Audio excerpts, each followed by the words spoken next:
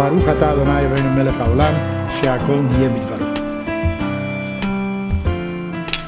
The Torah says in Genesis that in the beginning, God was going to create two great luminaries.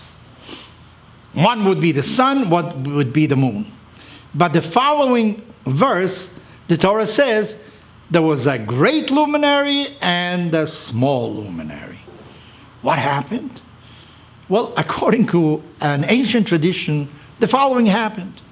God's intention was two luminaries. The moon then came before God and said, there are going to be two sources of light. You can't have two kings with one crown, either he or I. Well, that was impertinence. So therefore God decided, the moon is going to be the big star with its own light, and the moon is going to be lightless, lifeless. The moon will only shine, reflect the light it will receive from the sun. What is that teaching us? According to our rabbis, this means pegimat halevana. There's something wrong with the moon. In a sense, there's something wrong with nature. Nature isn't perfect. There are problems in nature. In the beginning, the intention was one, but then when the world was actually formed, the cosmos came into being, some things just didn't fit right. And we see it, we have earthquakes, we have tornadoes, we have all sorts of problems in the world. Suddenly there is a forest fire that consumes homes, so many things. Why did God create nature in such a way that it is destructive as well? And maybe, who knows, tomorrow a meteorite is going to hit us and destroy half a world. Some people think that this is what happened some years ago, and they find fossils that give testimony to that. Maybe the idea is that man should become a partner with God in creation.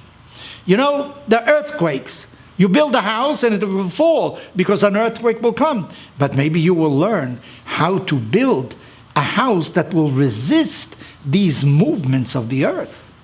Things will go down in flames because fire will consume it. Well, maybe you plan, build, create materials that resist the fire, that are not consumed by the fire. In other words, every one of these disasters immediately demands of us a reply. We have to respond to them. We have to react to them by trying to overcome the possible damage that these things are going to do to us.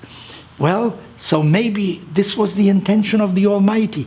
Pegimata levana. The problem with the moon is that God made nature in such a manner so that man should become associated with him in order to respond to these different things. And thereby, you become learned. You have to investigate. You have to find out why things happen, and you become wiser thereby because you become a partner with God in building nature. Man himself is not really perfect. Don't we have certain attitudes, envy? We want to have what somebody else has. Don't we have certain ires? Suddenly we explode. There are many characteristics of man that are not really perfect. So what do you have to do? You have to be a creator together with God. You have to try to overcome these imperfections with which you were created. Then by overcoming them, in the path of overcoming, you have to learn. You have to find out more as to how man functions really. What makes me angry? What makes me envy what somebody else has? What makes me fall short of the goals that I really set for myself? So that the fact that this world is imperfect, the fact that we are imperfect, is really an opportunity for man to grow, for man to respond to nature, for man to respond to his own needs, and thereby reach a higher level with which he was endowed to begin with.